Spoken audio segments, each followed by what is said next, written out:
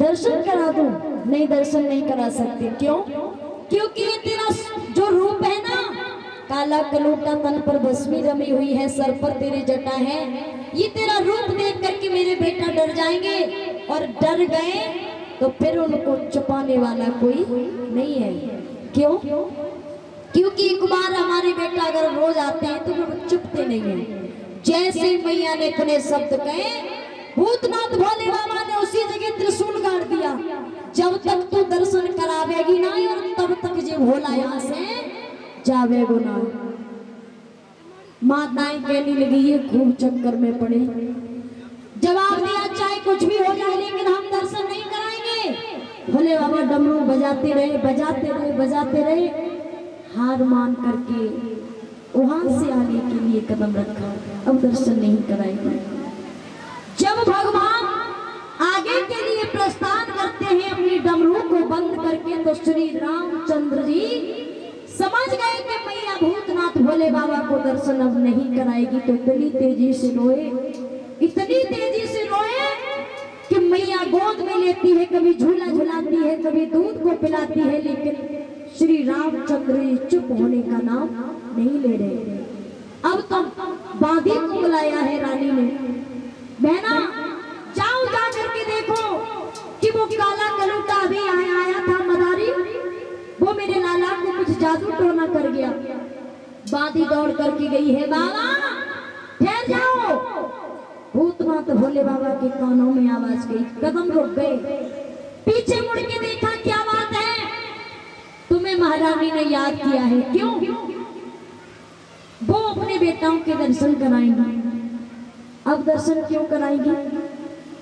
अब तुम्हें दर्शन करना ही नहीं चाहता। भोले बाबा के मन में तो जिज्ञासा है, लेकिन गले से ऊपर ही कह रहे हैं मैं दर्शन नहीं करूंगा, अब मैं जा रहा हूँ। बात ही हक पड़ गई, नहीं बाबा आपके हाथ जोड़ रही हूँ, आप वापस चलिए। मैया के वो पुत्र हैं, इतनी तेजी से उधर मचा रहे हैं कि चुप होने का नाम ही नहीं ले रहे। चलिए। जैसे इतने शब्दों को सुना है, भूतनाथ भोले बाबा पुनः वापस आए हैं। आकर के अपनी जटाओं से श्री रामचंद्र जी की नजरिया को झाड़ा, और भगवान दर्शन करके अंतर ध्यान हुए हैं। आखिरी वायदा करके प्रभु मौका मिले तब फिर मिलेंगे, इतना कह करके जब कैलाश पर्वत की तरफ चले जाते हैं, उसी समय कैकेयी कौशल्या सुमित्रा ने एक बार जननी अनुवाए करे श्रृंगार पलना पौड़ाए। एक बार मैया ने नहला धुला करके अपने चारों पुत्रों को पालना में लिटा दिया।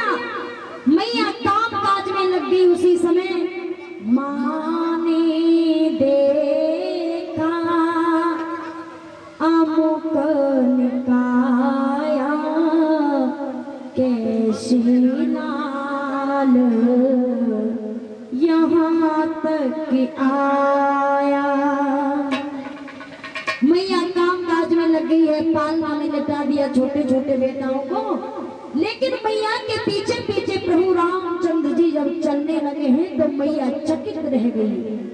उसी समय भोजन है तो बोले तब राजा नहीं आवत तजी बाल समाजा। कौशल्या जब बोलन जाई ठुमके ठुमकी प्रभु चले पगाई। यहाँ तक बहुत सुंदर वर्णन किया है कि जब मैया ने अपने बेटाओं को नहला धुला करके पालना में लिटा दिया और काम काज में लग गई तो प्रभु रामचंद्र जी भरत शत्रुघ्न तीनों चारों बेटा मैया के पीछे पीछे घूमने लगे। इधर जब चारों पुत्रों का नाम कर संस्कार महाराज दशरथ ने पत्रा के द्वारा विधि विधान से करवाया है तो भरत शत्रुघ्न राम लक्ष्मण बेटाओं के नाम रखवा दिया। अब चारों पुत्र धीमे धीमे बड़े होने लगे हैं।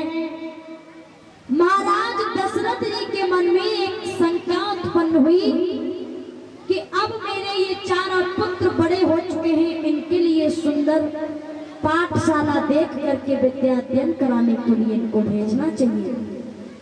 इधर महाराज दशरथ जी ने अपने बेटाओं को विद्या अध्ययन के लिए भेजना शुरू किया कि गुरु गृह पढ़ना गए घुराई अल्पकाल सब विद्या आई 64 कला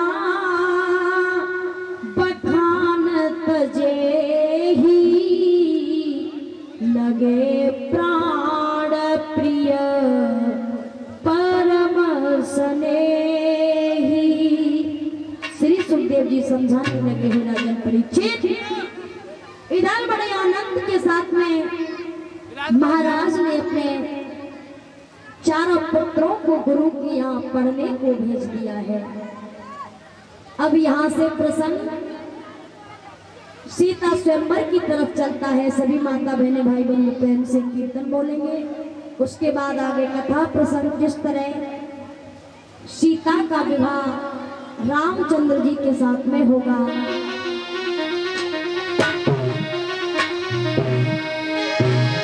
कि तेरी है रही जय जय कार खबरिया और ले